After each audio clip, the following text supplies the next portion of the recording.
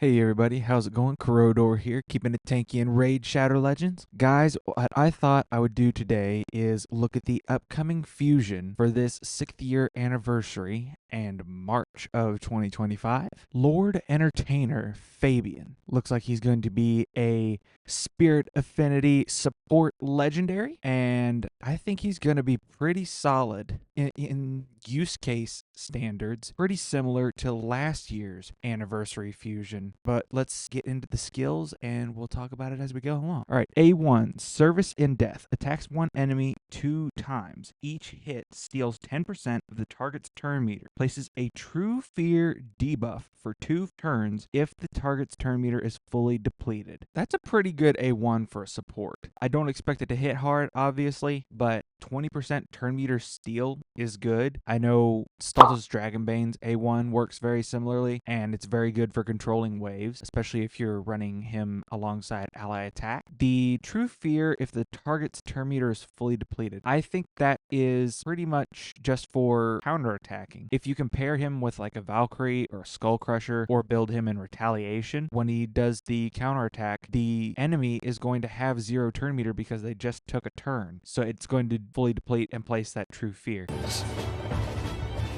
True Fear is a debuff that I am not personally a fan of. As far as crowd control goes, it's far too inconsistent at doing its job, in my opinion. It's more so just a nuisance. The A2, Unwelcome Guest, books down to a 3-turn cooldown, attacks one enemy, places a Petrification debuff for 1 turn, has a 100% chance when booked of placing True Fear for 2 turns on all other enemies that are not under a Fear or True Fear debuff.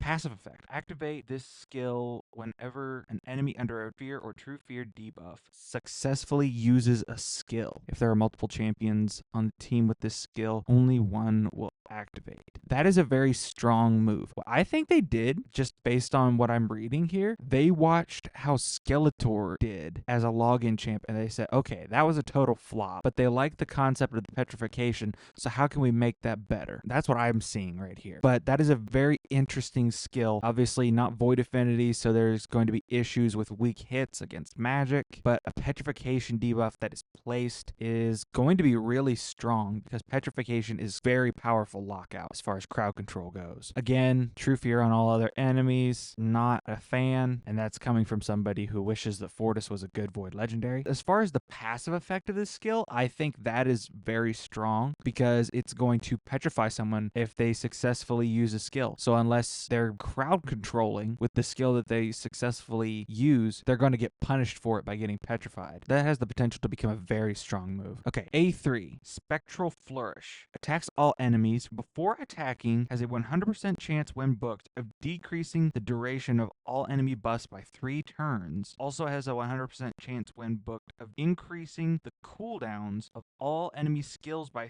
3 turns. Interesting. Grants an extra turn if there are no buffs on the enemy team after this attack. That is a really good skill. Books down to a 4 turn. If you're getting the extra turn, then it's going to be 3. Shoot. Yeah. So that move is polymorph proof. So you're stripping all of their buffs in a polymorph proof way, and then you are completely locking them out. Wow. Yeah. And then granting an extra turn if there are no enemy buffs left after the fact. That can be a really powerful move. I think Trixia, the Knight's Revenant mythical, has a very similar move on her first form. And unfortunately, Fabian here is going to run into a very similar issue with magic affinity being so prevalent in Arena. That lockout won't be as powerful as it could be simply because of affinity. However, the buff strip won't have that issue because it goes off before the attack lands. Now, I will say one thing that I do wish is that they would release a champion that does a skill like this with the decreased buff duration with extra hits for each buff duration that it's decreasing. So, for example, on this champion, he's decreasing for 3 turns. I think it would be cool to see a champion that does this 1 hit at a time. So it becomes a 3-time hitter, and each hit will decrease buff duration before the attack lands. That way, you have a much higher chance of decreasing the duration of Stone Skin, because doing a 1 hit like this, you've still got a 50-50 chance that Stone Skin will not be removed. But it's still a very solid skill in total. The lockout is obviously good, better than Alice's, and Alice has made a huge difference on my account, being my only source of lockout. So yeah, a skill like that is going to become very powerful. And then the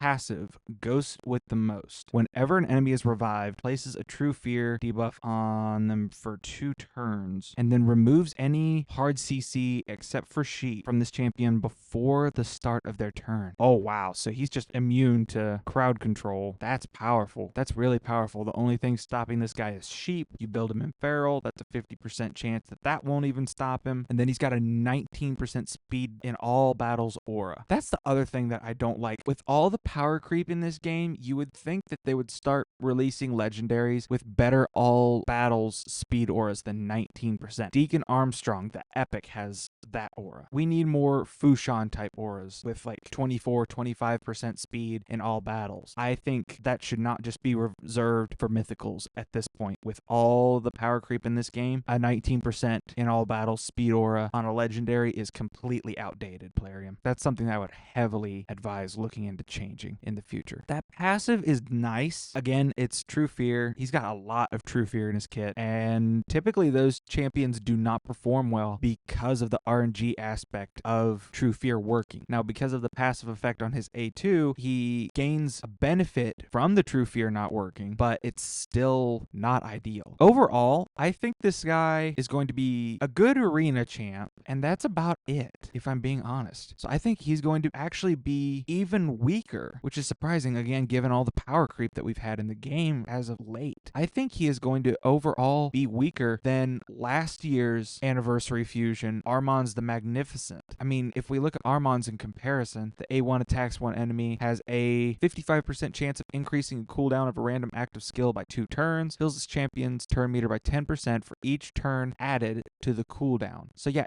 already he's got a lockout aspect on his A1, so he's got that aspect in common with Fabian. A2 attacks all enemies, steals all turn meter on each target except enemies under Sheep. Also places a stun debuff for 1 turn on all enemies not under Sheep. So I think this is a better move than Fabian's A2. You're stealing turn meter, so you're going to get to go again. There's a stun, so they're crowd controlled, a guaranteed crowd control, not like the True Fears. The only thing that Fabian's got going for him on this is the petrification, but it's only on single target. And then Armanz A3 places a Sheep debuff on an enemy that cannot be blocked, and then has a 100% chance when booked of removing all buffs from all enemies. So he's got the buff strip too. Fills his champion's turn meter by 5% for each buff removed. Then he's got lockout again when enemies come out from under his Sheep. Fills his champion's turn meter by 10% for each turn added to the cooldown. Again, this is very powerful. We all have had to deal with Armanz at some point since his release, and nobody, I'm sure, has enjoyed it. And then he's got a arena speed aura by 28%. So while Fabian's aura will be able to work in Siege, it's still not going to outclass Armanz in the arena. Again, I think that that's going to be his best use case. So yeah, overall, I would say this is a little bit of a letdown for this year's Anniversary Fusion. Don't get me wrong, he's strong, and I'm going to do my best to go for him, especially if I can skip the summon rush. But I don't think this guy is a must-do fusion by any stretch of the imagination. Magic Affinity is prominent in the arena, so he's going to have a lot of opportunities to weak hit. His kit doesn't lend itself to certainty. The only thing that I really love about this kit is that A3 with the polymorph proof buff strip. It's kind of a letdown if I'm being honest. I was expecting a lot more. Again, he's strong. I'm going to try to get him. I recommend that if you guys aren't sitting on a warlord that you do the same. And yeah, man, that's